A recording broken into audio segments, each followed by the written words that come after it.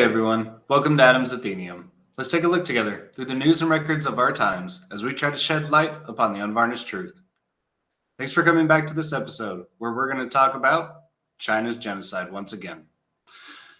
Now, I found this article today from the New York Times. It was actually brought to my attention by my mom. And the first place I found it was from the New York Times and their article titled Your Thursday Briefing, UN Accuses China of Possible Crimes Against Humanity. They got a picture here of a security guard at a detention center in the Xinjiang region from last year. I'm going to skip into their article just a little bit.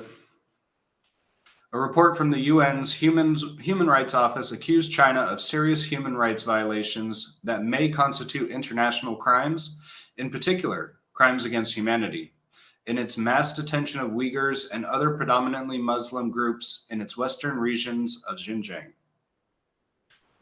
I'm going to skip ahead a little bit. Findings. UN researchers interviewed 26 former detainees, 2/3 of whom described treatment that would amount to torture and or other forms of ill treatment.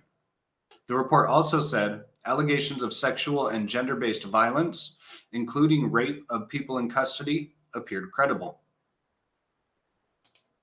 Now, that's all we need to take from there for now.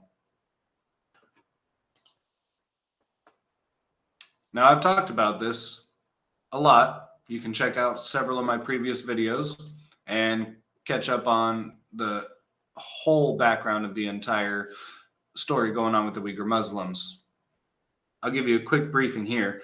Essentially, since at least 2014, China has been making to disappear Uighur Muslims or Kazakhs, people from Kazakhstan, locals around the region for their ethnic beliefs, some just for being in that country, some for being gay, and they're just taking men, women, children, and it doesn't matter.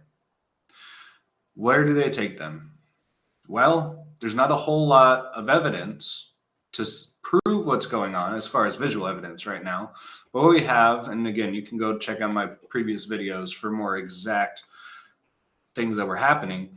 But essentially, we had sorry for the dogs if you can hear them upstairs. But starting in 2014, Uighur Muslims, along with others, were being made to disappear all across local regions surrounding China. And they were held in concentration camps, detention camps, detainee centers. Different people use different words for where these people are being held, right?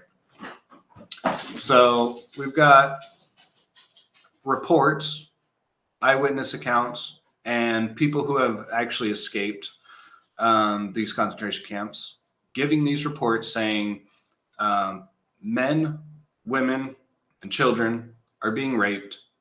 Other prisoners are being forced to hold down other prisoners while they are raped. Genitalia are being mutilated and scarred. Men are having castrations.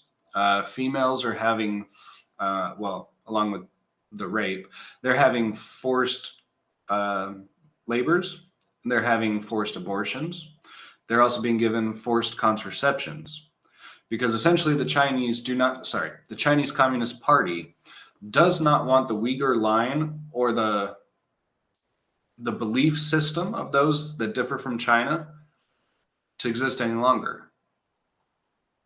China, for years, has committed what the U.S. and Great Britain have called a genocide. It's, by the Geneva Terms of Convention, it fits every term of what a genocide is. People up to 1 million have been made to disappear. Actually, up to 3 million have been made to disappear.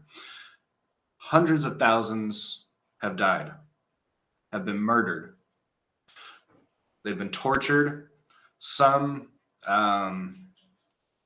I guess child warning real quick. Some of the torture would include anal probing with an electric tool. I mean, all sorts of cruel, inhumane torture, things that you would hear about from World War II Nazi Germany. And here it is coming into you from China. No one wants to talk about it because everyone in America is in bed with China. No one wants to talk about it because their reputation will be at risk. I don't have a problem telling you about it. The Chinese Communist Party is a disgrace to humanity. I've asked Congress several times to declare a state of war against the Chinese Communist Party. They haven't listened. But hey, at least the UN has finally done something. You know, they're finally on the world stage trying to say that this is a genocide. They don't really want to say it, but they don't want to support China either. So they're trying to pull out from China based on China's extreme aggressions against people just because of their ethnic or religious beliefs. It's a shame, and it's a disgrace. We said in World War II, never again. And I thought we meant it as Americans. I thought we were brave enough to stand up for what's right. For men, women, and children being raped, kidnapped, murdered, thrown away in mass graves. I thought we said that was wrong. I thought we have Antifa out here. So anti-fascist. Aren't they going to call out this kind of behavior on the world stage? No. Antifa is going to go protect gay pride parades in Texas. Or they're going to have riots in Portland, Oregon, and shoot one of their own. These are recent stories, mind you. Yes, Antifa is back at it again, my friends. You're going to be seeing more riots as election seasons draw around, and the violence is going to get worse. So this is going to be a short episode. I just want to bring it to your attention that to some degree on the world stage, China's being called out for their aggressions against the Uighur Muslims. And it's about freaking time. The Chinese Communist Party is a disgrace. The entire world should go to war against China, the Chinese Communist Party. Leave the Chinese people alone, of course. Go after the communists in charge. It's past time to do that. That's where I leave today's episode. I'd like to thank you all for coming back. Even though this is just a short, quick little episode, wanted to keep you updated. I'll keep an eye on this story, see if any other nations join this call to sanction China. But that's all I've got for now. Thanks for coming back, and I'll see you again soon.